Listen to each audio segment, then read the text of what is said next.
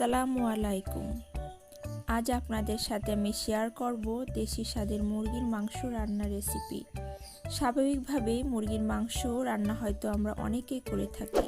যারা মাংসটা রান্না করলে স্বাদটা ঠিকঠাক আনতে পারেন না এবং যারা নতুন রাঁধুনি তাদের জন্য আজকের রেসিপিটা অনেক কাজে লাগবে।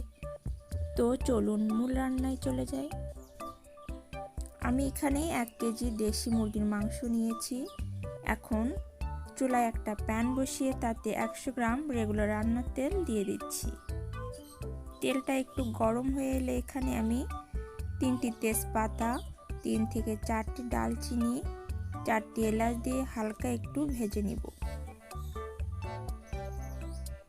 এখন 1.5 কাপ পরিমাণ পেঁয়াজ কুচি দিয়ে পেঁয়াজগুলো একটু ভেজে নিচ্ছি।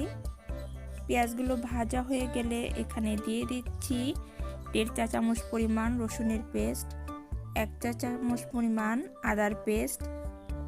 এখন এগুলো আবারও একটু নেড়েচেড়ে দিচ্ছি।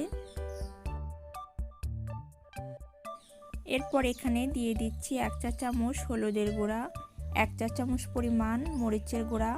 এখানে আপনারা যতটুকু ঝাল খেতে পছন্দ করেন অনুমান করে সেই পরিমাণে মরিচের গুঁড়া অ্যাড করবেন। আবারও সব মশলাগুলো একত্রে ভালোভাবে মিশিয়ে নিচ্ছি। মশলা যত ভালো করে কষাবেন ততটাই ভালো মাংসের স্বাদ পাবেন। আমি মশলাগুলো কষানোর সময় একটু সামান্য পানি দিয়ে সুন্দরভাবে মশলাগুলো কষিয়ে নিয়েছি। মশলাগুলো আমার কষানো হয়ে গিয়েছে।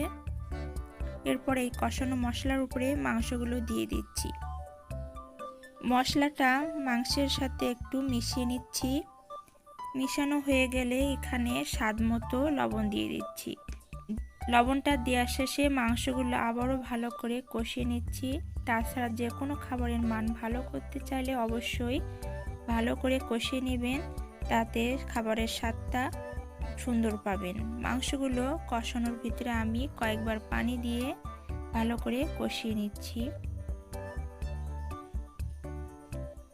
মাংসগুলো আমার কষানো হয়ে গেছে। এখন আমি মাংসগুলো পুরোপুরি সিদ্ধ করার জন্য পর্যাপ্ত পানি দিয়ে দিচ্ছি। পানিগুলো এমনভাবে দিবেন যাতে মাংসগুলো ডুবে থাকে। তাছাড়া দেশি মাংস রান্নার ক্ষেত্রে একটু পানির পরিমাণ বেশি লাগে, তো আপনারা অনুমান করে সেভাবে পানি দিবেন যাতে মাংসটা সেদ্ধ হতে পারে। অপেক্ষা করব মাংসগুলো সেদ্ধ হওয়া পর্যন্ত।